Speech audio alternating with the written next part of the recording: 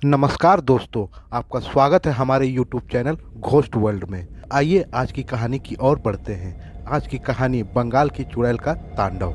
रात का समय था। चांदनी रात में बंगाल के एक छोटे से गांव कालीपुर में चारों ओर सन्नाटा छाया हुआ था। गांव के लोग अपने अपने घरों में दुबके हुए थे।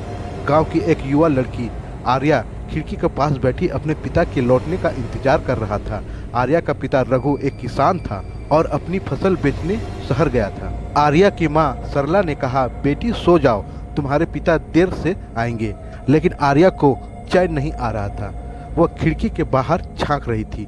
तभी उसे गांव के बाहर स्थित पुराने पीपल के पेड़ के पास हल्की सी रोशनी दिखी। आर्या का दिल धड़क उठा। उसने सोचा, क्या यह पिताजी है? अगली सुबह गांव में एक खबर फैली। रघु का शरीर गांव के पास वाले तालाब के किनारे पड़ा मिला। उसका चेहरा बुरी तरह जला हुआ था और उसकी आंखें डर से बाहर निकली हुई थी। पूरे गांव में खौफ का माहौल बन गया था। गांव के बुजुर्ग ने कहा, यह काम चुड़ैलों का है। यह वही पीपल का पेड़ है जहां वे रहती है। गांव में एक प्राचीन कथा थी कि इस पेड़ के पास कभी 5 बहनें को जलाई गई थी। वह सभी तांत्रिक थी और अपने विद्रोह के कारण मारी गई थी। उनकी आत्माएं आज भी भटक रही है और गांव के लोगों से बदला ले रही है।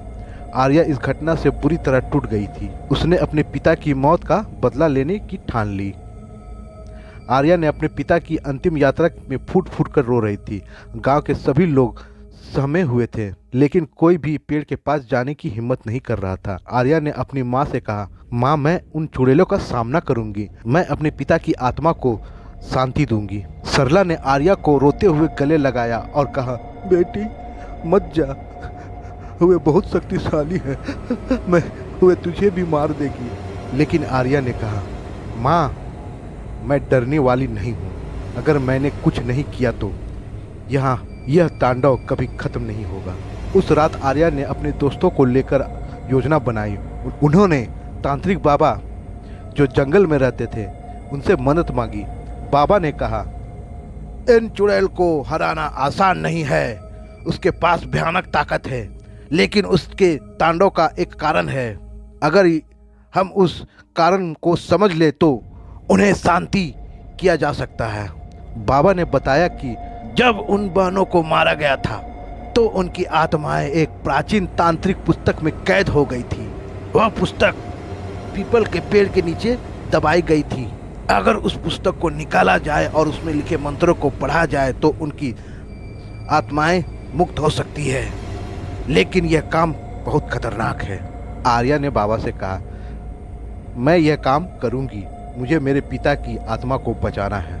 आर्या और उनके दोस्तों ने साहस जुटाकर पीपल के पेड़ के पास जाने का फैसला किया। रात के अंधेरे में वे तांत्रिक बाबा के साथ वहां पहुंचे। जैसे ही पेड़ के पास पहुंचे, चारों ओर ठंडी हवा चलने लगी। पेड़ की शाखाएं अजीब तरह से हिलने लगी और हवा में डरावनी आवाजें गूंजने लगी। आर्या ने पेड़ के नीचे खुदाई शुरू की। कुछ देर बाद उसे एक पुरानी लकड़ी की पेटी मिली। जैसे ही उस पेटी को खोला, उसमें एक अजीब सी रोशनी निकली। बाबा ने जल्दी से उसे बंद करने को कहा। तभी अचानक हवा और तेज हो गई और 5 डरावनी आकृतियां हवा में प्रकट हो गई।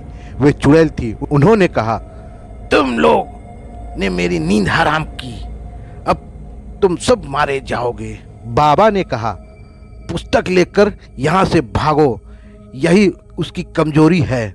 अगले कदम की योजना हमें सुरक्षित जगह पर बनानी होगी। आर्या ने पुस्तक को कसकर पकड़ा और वहाँ से भाग निकली, लेकिन उसके पीठ पर चुड़ैले की चीखें और ठंडी हवा का एहसास था। अगले भाग में जानेंगे, क्या आर्या चुड़ैल को हरा पाएगी? क्या तांत्रिक बाबा की योजना सफल होगी? यह योजना के लिए अगला एपिसोड देखना ना भूलें। अगर मेरी कहानी आप लोगों को पसंद आए तो कृपया लाइक और सब्सक्राइब जरूर करें और कमेंट पे लिखें अगली स्टोरी के लिए हाँ।